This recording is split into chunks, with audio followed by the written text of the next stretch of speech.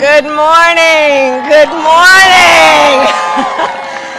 Good morning, America. Have a seat, please.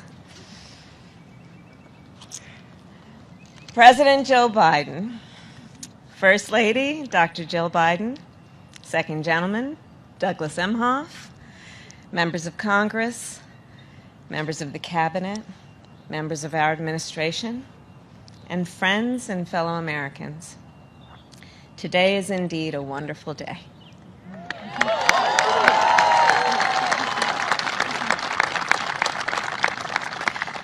As we gather to celebrate the confirmation of the next Justice of the United States Supreme Court, Judge Ketanji Brown Jackson.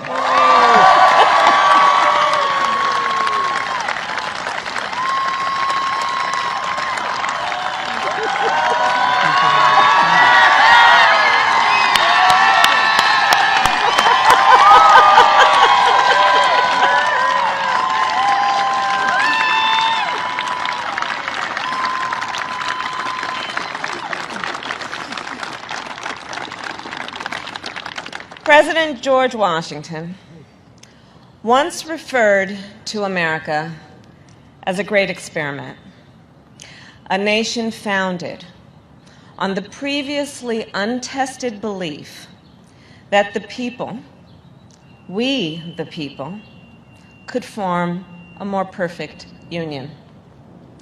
And that belief has pushed our nation forward for generations. And it is that belief that we reaffirmed yesterday.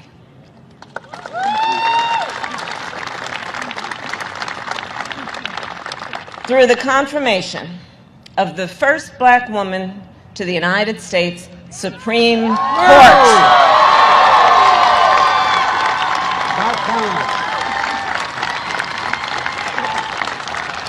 And Judge Jackson, you will inspire generations of leaders. They will watch your confirmation hearings and read your decisions. In the years to come, the court will answer fundamental questions about who we are and what kind of country we live in. Will we expand opportunity or restrict it?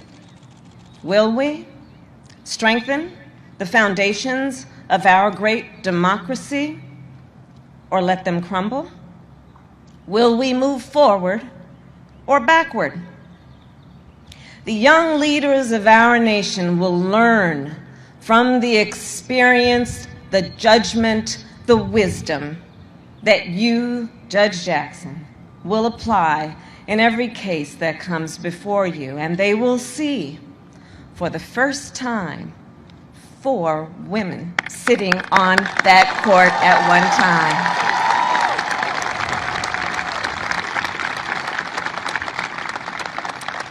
So as a point of personal privilege, I will share with you, Judge Jackson, that when I presided over the Senate confirmation vote yesterday, while I was sitting there, I drafted a note to my goddaughter.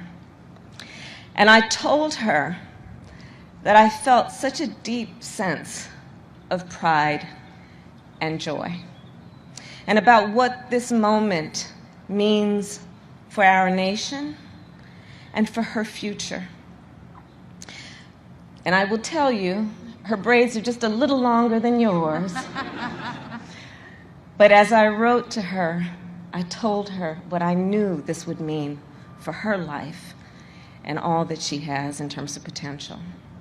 So indeed, the road toward our more perfect union is not always straight, and it is not always smooth, but sometimes it leads to a day like today.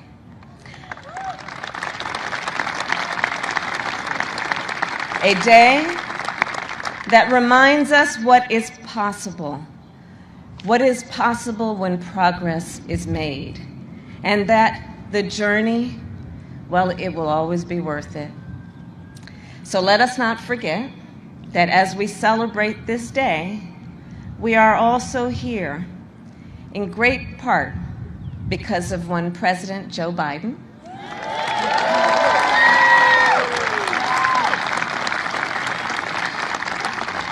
and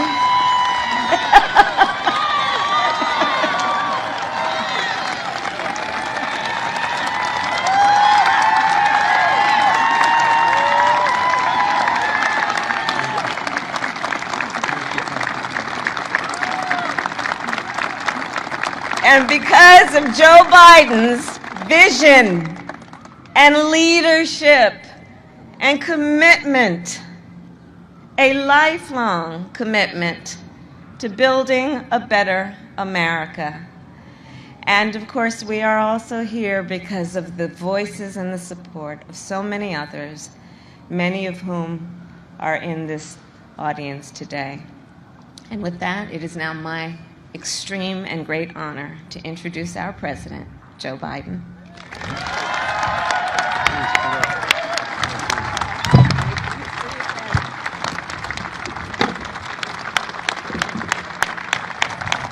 Thank you, Kamala. Thank you, thank you, thank you. The first really smart decision I made in this administration. My name's Joe Biden. Please sit down. I'm Jill's husband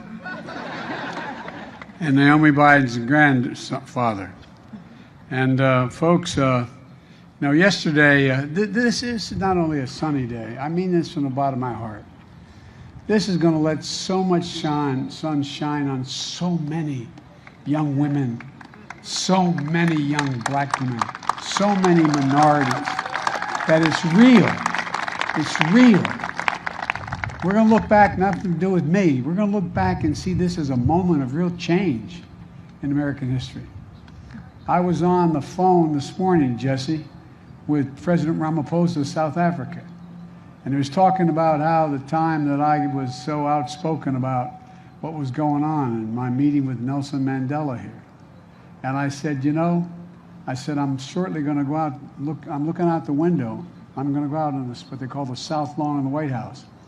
And I'm going to introduce to the world, the first African-American woman out of over 200 judges on the Supreme Court. And he said to me, he said, keep it up. Keep it up. We're going to keep it up. And folks, yesterday we all witnessed a truly historic moment presided over by the Vice President. There are moments that people go back in history and they're literally historic, consequential, fundamental shifts in American policy. Today, we're joined by the First Lady, the Second Gentleman, and members of the Cabinet, Senate Majority Leader, there you are, Chuck, Senate Majority Leader, and so many who made this possible. And today is a good day, a day that history is going to remember, and in the years to come, they're going to be proud of what we did, and we're going to try what Dick Durbin did as the chairman of the committee. I'm serious, Dick. I'm deadly earnest when I say that. To turn our children and grandchildren to say, I was there. I was there. This is one of those moments, in my view. My fellow Americans, today I'm honored to officially introduce to you the next Associate Justice of the Supreme Court of the United States, Ketanji Brown Jackson.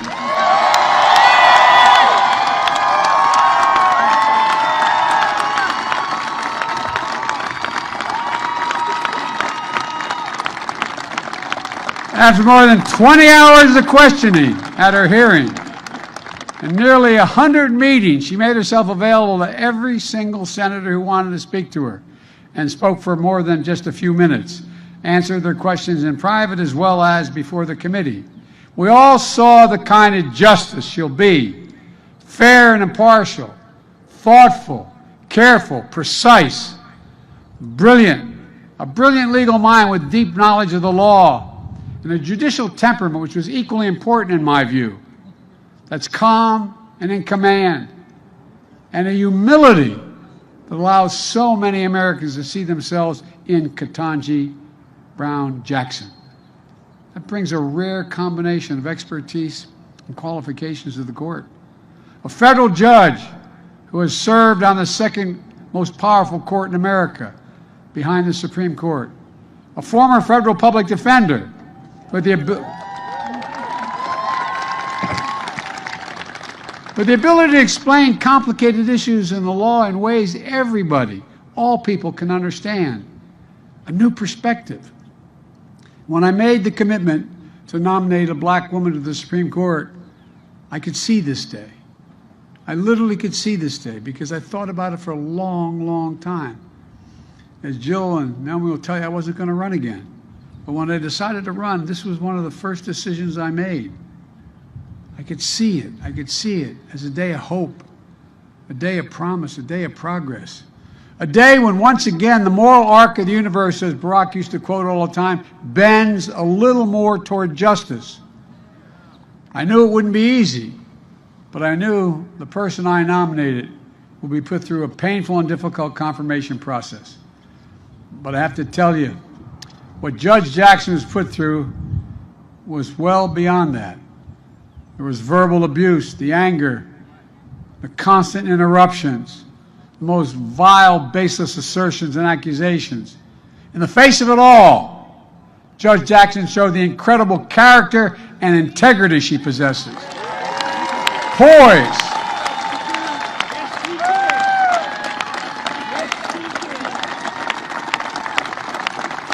Poise and composure.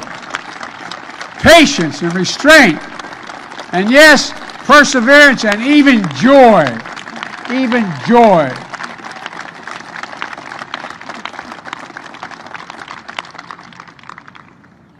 Ketanji, or I'm not going to be calling you that in public anymore.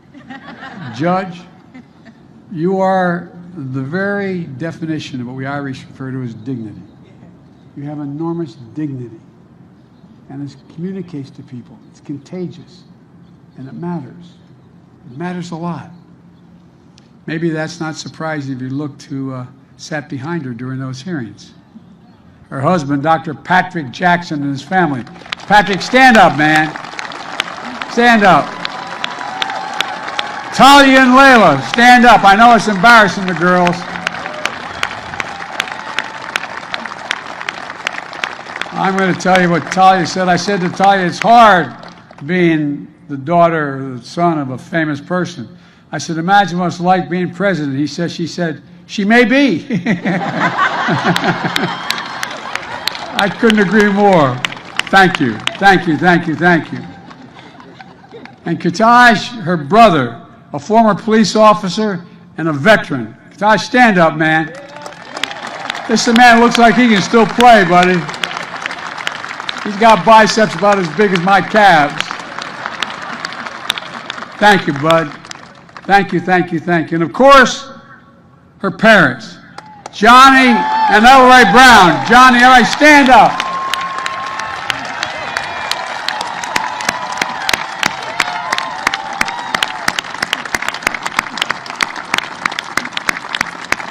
I'll tell you what, as I told Mom's rule in my house. Oh, you not think I'm kidding. I'm not. My mom and my wife as well. Look, people of deep faith, the deep love of family and country, that's what you represent. Who know firsthand, Mom and Dad, the indignity of Jim Crow, the inhumanity of legal segregation, and you had overcome so much in your own lives. You saw the strength of parents and the strength of a daughter that is just worth celebrating. I can't get over, Mom and Dad, what you did and your faith and never giving up any hope. And both that wonderful son you had and your daughter. And that strength lifted up millions of Americans who watched you, Judge Jackson, especially women and women of color, who have had to run the gauntlet in their own lives. So many of my cabinet members are women of color, women that represent every sector of the community. And it matters. And you stood up for them as well. They know it. Everybody out there, every woman out there, Everyone, am I correct? Just like they have. Just like they have. And same with the women members of Congress as well, across the board. Look, it's a powerful thing when people can see themselves in others. Think about that. What's the most powerful thing? I'll bet every one of you can go back and think of a time in your life where there was a teacher, a family member, a neighbor, somebody who made you believe that you could be whatever you wanted to be. It's a powerful, powerful, powerful notion. That's one of the reasons I believe so strongly that we needed a court that looks like America, not just the Supreme Court. That's why I'm proud to say, with the great help of Dick Durbin, I've nominated more black women judges of federal appeal courts than all previous presidents combined.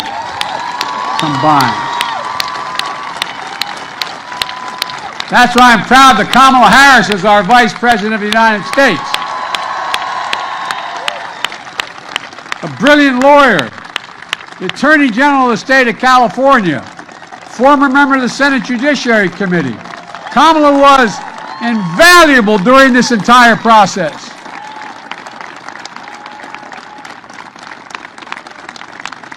And Chuck, our majority leader, I want to thank you, pal. You did a masterful job in keeping the caucus together, getting this vote across the finish line in a timely and historic manner. Just watching it on television yesterday, watching when the vote was taken on the Democratic side, the brave people, there was such enthusiasm, genuine. You can tell when it's real. You can tell when it's real. Did an incredible job, Chuck. Thank you so much. Folks, because you're all able to sit down and don't have to stand, I'm going to go on a little longer here and tell you. I want to say something about Dick Durbin again. Dick, I'm telling you, overseeing the hearing, how you executed the strategy by the hour, every day to keep the committee together. And you have a very divided committee with some of the most conservative members of the Senate on that committee. It was especially difficult with an evenly divided Senate. Dick, I served as chairman of that committee for a number of years before I had this job and the job of vice president, as did all the Democrats. You did not stand, I think all the Democrats in the committee did. And every Democrat in the Senate, all of whom voted for Judge Jackson. And notwithstanding the harassment and attacks in the hearings, I always believed that the bipartisan vote was possible.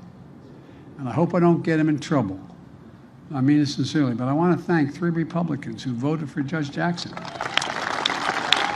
Senator Collins, who's a woman of integrity. Senator Murkowski, the same way, an Alaskan, up for re-election. And Mitt Romney, whose dad stood up like he did.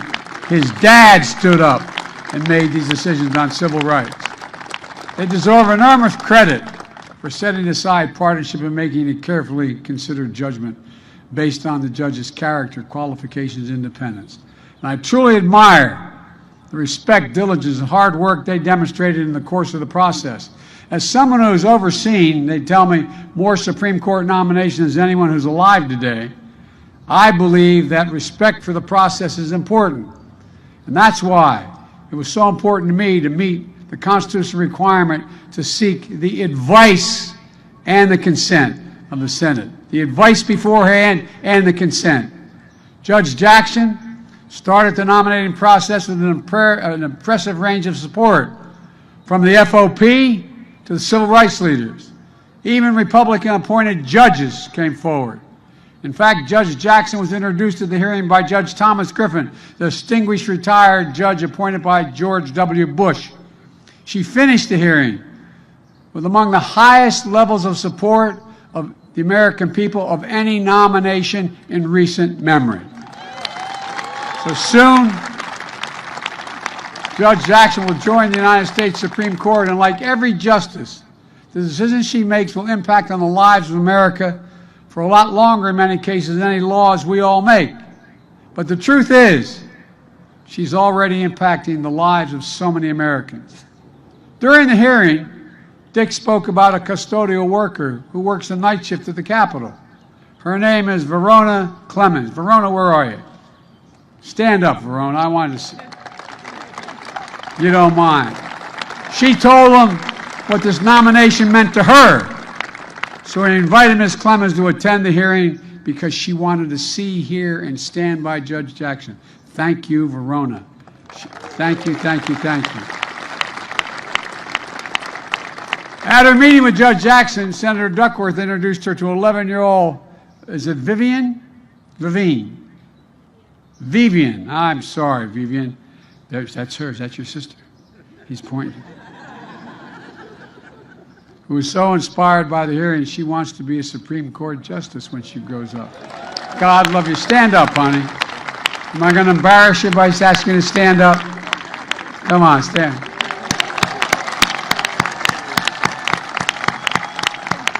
There's tens of thousands of Vivians all through the entire United States.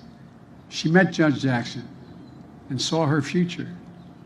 Means you're here today, and thank you for coming, honey. I know I embarrassed you by introducing you, but thank you. People of every generation, of every race, of every background felt this moment, and they feel it now. They feel a sense of pride and hope and belonging and believing and knowing the promise of America includes everybody, all of us. That's the American experiment. Justice Breyer talked about it when he came to the White House in January to announce his retirement from the court. He used to technically work with me when I was on the Judiciary Committee, and that's before he became a justice. He's a man of great integrity. We're going to miss Justice Breyer. He's a patriot, an extraordinary public service, and a great justice of the Supreme Court. And folks,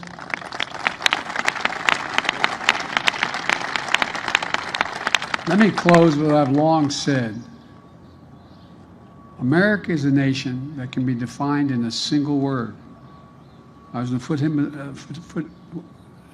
foothills of the Himalayas with Xi Jinping, traveling with him. I guess we traveled 17,000 miles when I was vice president. I don't know that for a fact. And we were sitting alone. I had an interpreter and he had an interpreter. And he looked at me in all seriousness. He said, "Can you define America for me?" And I said what many of you heard me say for a long time. I said, "Yes, I can. In one word, possibilities. Possibilities. That in America, everyone should be able to go as far as their hard work and God-given talent will take them, and possibilities. We're the only ones. That's why we're viewed as the ugly Americans. We think anything's possible." And the idea that a young girl who was dissuaded from even thinking you should apply to Harvard Law School, don't raise your hopes so high. Well, I don't know who told you that, but I'd like to go back and invite her to the Supreme Court. She can see the interior. Look, even the Supreme Court of the United States of America. Now, folks, it's my honor, and it truly is an honor. I've been looking forward to it for a while, to introduce you the next Associate Justice of the United States Supreme Court, the Honorable Ketanji Brown Jackson.